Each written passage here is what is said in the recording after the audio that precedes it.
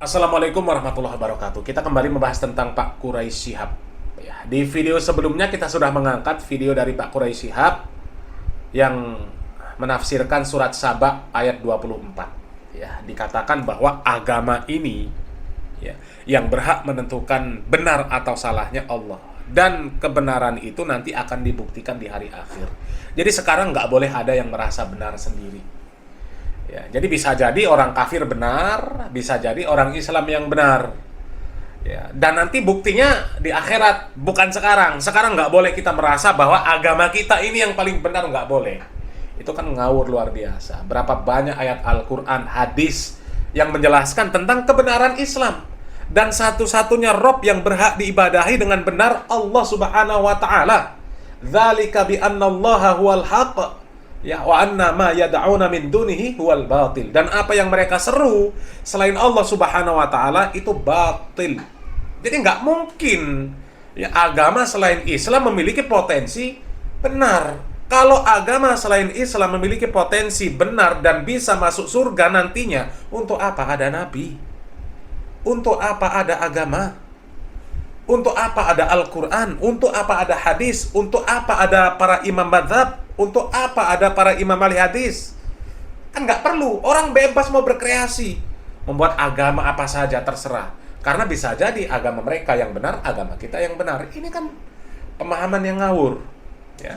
Dan di dalam komentar-komentar kita baca ada yang mengatakan itu videonya jangan dipotong-potong dong. Kalau memang ada versi fullnya silakan kasih linknya. Kalau memang apa yang disampaikan oleh Pak Quraisy Shihab itu ternyata tidak menyelisihi syariat Islam yang benar, tidak menyelisihi para ahli tafsir, ya kita siap klarifikasi, kita siap memohon maaf, kita siap meluruskan, ya kan? Tapi sebenarnya kan ini video lama dan menjadi polemik sejak lama dan banyak orang yang mengkritik. Para asatidz banyak yang mengkritik, bahkan dari kalangan Aswaja termasuk Buya Yahya, itu kan ada yang mengkritik apa yang disampaikan oleh Pak Profesor Quraisy Shihab tentang surat Saba ayat 24 itu. Ya. Jadi kalau memang apa yang kita sampaikan ini salah dan ada video full dari Pak Quraisy Shihab yang ternyata ya itu tidak bertentangan dengan syariat Islam, ya silakan kasih saja linknya, kan seperti itu. Ya, ini ada lagi video dari Pak Profesor Quraisy Shihab, dan sebenarnya apa yang diucapkan oleh Pak Profesor Quraisy Shihab sejak lama itu ternyata memang penuh dengan kontroversi, ya, dan pemahamannya jelas-jelas menyimpang dari pemahaman yang hak. Ya. Dari para ahli tafsir pun nggak ada yang menyamai pendapatnya dengan Pak Quraisy Shihab. Ya. Tafsir Ibnu Katsir, tafsir As-Sa'di, tafsir Jalalain pun, ya, itu nggak ada yang menyamai apa yang disampaikan oleh Pak Quraisy Shihab tentang surat Saba ayat 24 itu. Dan ini ada lagi video dari Pak Profesor Quraisy Shihab yang mengatakan bahwa tidak benar Nabi Muhammad SAW itu dijamin surga. Ini lebih-lebih ya pemahaman yang sangat menyimpang. Ya, coba kita lihat videonya. Kita kembali lagi dalam tafsir Al-Misbah, dan ini memasuki segmen yang terakhir Pak Quraisy. Masih ada kesempatan untuk bertanya saya ataupun Edi ya gitu. Tentang kemuliaan di sisi Allah Pak Quraisy. Itu kan kalau Nabi Muhammad kan sudah istilahnya sudah dijamin sebagai manusia yang paling mulia yang Ya, betul. masuk surga gitu. Nabi Muhammad SAW jelas dipuji Allah Subhanahu wa Ta'ala sebagai manusia yang paling mulia, akhlaknya tinggi. Wa innaka la'ala khuluqin azim. Ya, akhlak yang mulia.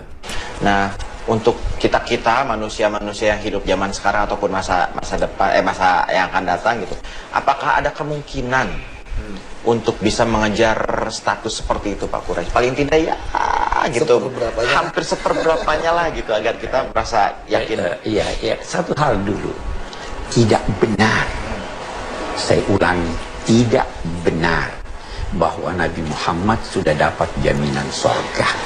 Coba perhatikan ya, tidak benar bahwa Nabi Muhammad SAW sudah dapat jaminan surga. Itu tidak benar katanya. Surga itu hak prerogatif Allah. Betul. Nah, oke. Nggak salah. Surga, neraka, ya itu hak prerogatif Allah Subhanahu wa Ta'ala. Nggak ada seorang pun yang berhak untuk menentukan si fulan di surga, si fulan di neraka. Ya, nggak ada yang berhak Itu hak Allah Subhanahu wa taala. Ya toh. Ya. Memang kita yakin bahwa beliau ini. Kenapa saya katakan begitu? Pernah ada seorang sahabat Nabi dikenal orang baik.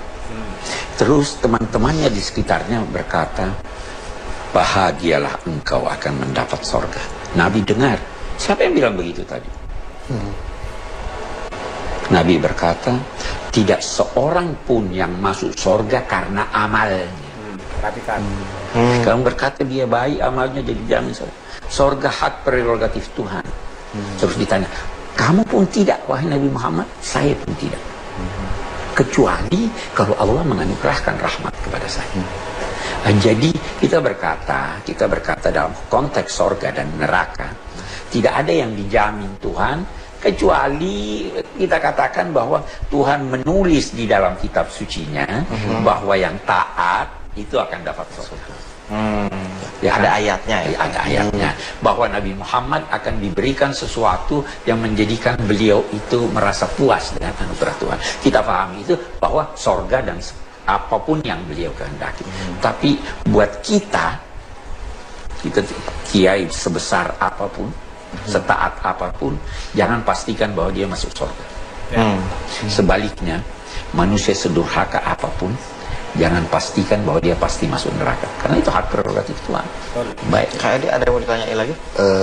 Jadi tadi sebetulnya pertanyaannya belum. Jadi untuk paling tidak bisa menyamai, kalau menyamai terlalu jauh ya, paling tidak seberapanya lah mendekati apa yang diraih, apa yang sudah diraih oleh Rasulullah. Kita upayanya dengan apa saja mungkin. Iya, kita laksanakan tuntunannya semampu kita. Ya, ini video panjangnya silahkan dicari di sosmed, di YouTube itu kan banyak ya. Dan memang isinya seperti ini videonya. Pak Quraisy Shihab mengatakan bahwa tidak benar Nabi Muhammad SAW itu dijamin surga. Dan beliau berhujjah dengan hadis bahwa Nabi Muhammad SAW mengatakan tidaklah seseorang itu masuk surga karena amalnya. Ya, memang benar. Orang itu masuk surga bukan karena amalnya, tapi karena rahmat dari Allah Subhanahu wa taala. Tapi rahmat dari Allah Subhanahu wa taala itu bisa didapat ya hanya dengan iman dan amal soleh. Kalau nggak beriman, nggak beramal soleh, nggak akan mendapatkan rahmat dari Allah Subhanahu wa taala. Ini keterkaitan yang nggak bisa terpisahkan. Nggak bisa terpisahkan. Untuk mendapatkan rahmat dari Allah Subhanahu wa taala, itu harus beriman dan beramal soleh. Tanpa iman dan amal soleh tidak akan mendapatkan rahmat dari Allah Subhanahu wa taala. Ya. Dan para sahabat bertanya kepada Nabi Muhammad SAW, ya, apakah engkau juga demikian wahai Nabi? Engkau masuk surga bukan karena amal soleh? Walakana, kata Nabi Muhammad SAW, termasuk aku juga. Tapi di sini menekankan bahwa para sahabat ini paham Nabi kita Muhammad SAW itu dijamin surga dan pasti masuk surga. Dan Nabi Muhammad SAW menjawab bahwasanya, dan aku juga. Aku ini masuk surga bukan karena amal soleh, tapi karena rahmat dari Allah Subhanahu wa taala. Jadi di sini sudah ada penekanan bahwa Nabi Muhammad SAW itu dijamin surga. Dijamin surga. Bahkan berapa banyak hadis-hadis yang sudah menjelaskan, bahkan ayat Al-Quran yang menjelaskan bahwa Nabi kita Muhammad SAW itu dijamin surga. Ya. Di dalam surat An-Nisa, ya, Allah Subhanahu wa taala mengatakan, wa may yuti'illaha wa rasulah fa ulaika ma'al ladzina an'amallahu 'alaihim minan nabiyyin ya wasiddiqin wasyuhada'i wassolihin. Di situ jelas Allah Subhanahu wa taala itu mengatakan barang siapa yang mentaati Allah dan Rasulnya, maka mereka akan bersama-sama dengan orang-orang yang diberikan nikmat oleh Allah Subhanahu wa taala, di antaranya para nabi. Nikmat di sana berarti surga. Allah Subhanahu wa taala ketika menjanjikan kenikmatan di hari akhir, di hari kiamat, ya, kenikmatan di akhirat nanti, nikmatnya itu surga. Dan di sana disebut para nabi. Disebut para nabi. Bahkan banyak hadis yang menjelaskan bahwa Nabi kita Muhammad SAW itu ada di surga. Di antaranya Nabi Muhammad SAW mengatakan beliau diberikan Al-Kautsar, ya.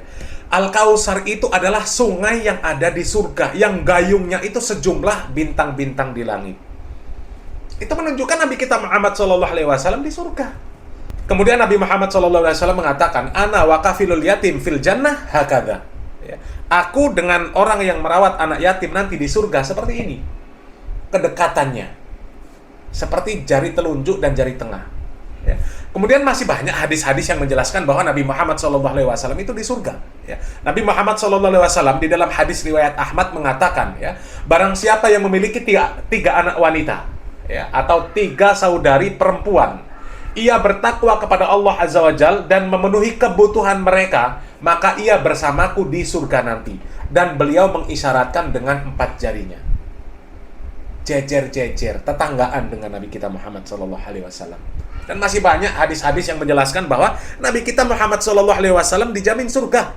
Bahkan beliau menyampaikan bahwa puluhan sahabat Nabi kita Muhammad SAW, ya, yang secara eksklusif, ya, Nabi mengatakan mereka masuk surga. Ya, di antaranya Abu Bakar fil jannah, Umar fil jannah, Utsman fil jannah, Ali fil jannah, ya, dan masih banyak lagi. Menunjukkan bahwa Nabi kita Muhammad SAW itu masuk surga. Belum lagi hadis yang menggambarkan bagaimana nanti pada hari kiamat, ya, manusia, kaum muslimin mencari syafaat dari para nabi. Mereka mendatangi para nabi-nabi dan para nabi-nabi itu nggak bisa memberikan syafaat, mereka saling lempar.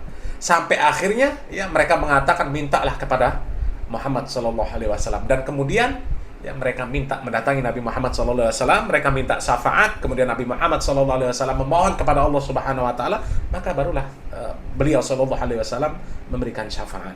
Itu menunjukkan bahwa Nabi Muhammad SAW itu masuk surga. Ya. Dan Nabi Muhammad SAW mengatakan bahwa surga yang paling tinggi adalah surganya para nabi, surga Firdaus.